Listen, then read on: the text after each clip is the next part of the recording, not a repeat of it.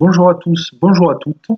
Voici cette deuxième vidéo pour comprendre les éléments essentiels de la structure d'une liste d'armées pour le jeu Bannerlord, afin de réaliser plus facilement vos listes d'armées. Nous allons nous appuyer sur un exemple, la liste fantastique royaume elfique, mais toutes les remarques vaudront pour les autres listes fantastiques comme les listes historiques.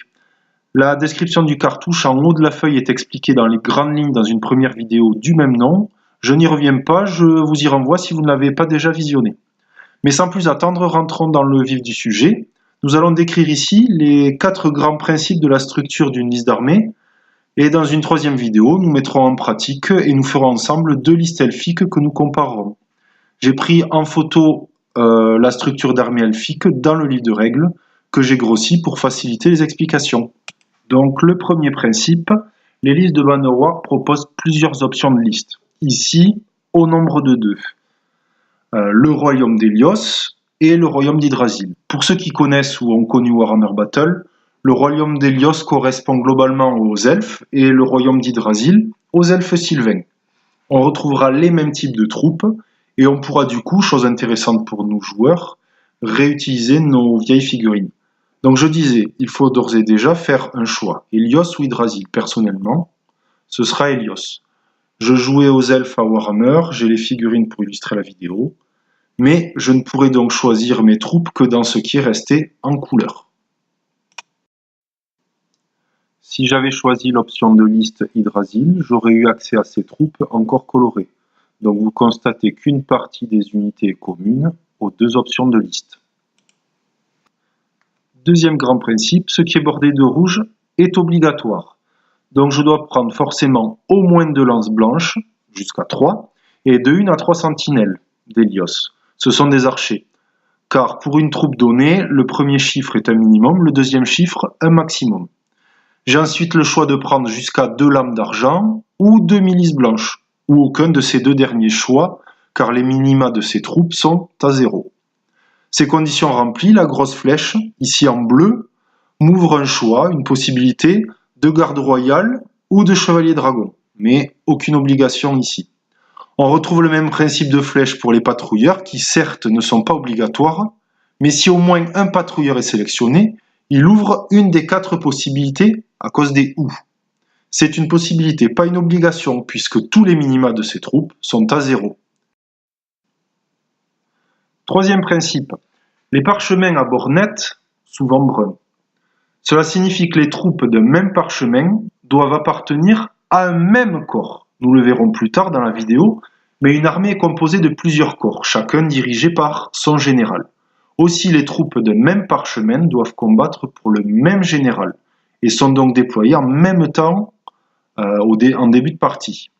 Pour être plus pratique, par exemple, les troupes du corps de reconnaissance doivent combattre dans le même corps, car parchemin à bord net. Les troupes des cités oubliées, quant à elles, ne sont pas tenues d'être dans le même corps, puisque le bord du cadre n'est pas net, et peuvent être librement réparties dans les différents corps. Même constat, par exemple, pour la garde royale. Les troupes de bas de page sont libres d'accès sans aucune contrainte d'option de liste ou d'intégration à un corps particulier. En gros, vous pouvez les mettre où vous voulez.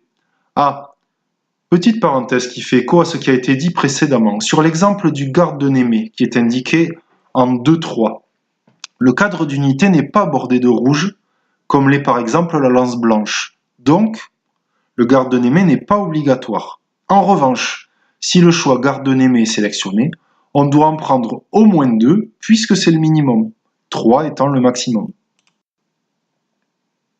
Et le dernier principe, plus spécifique à certaines armées, dont les elfes.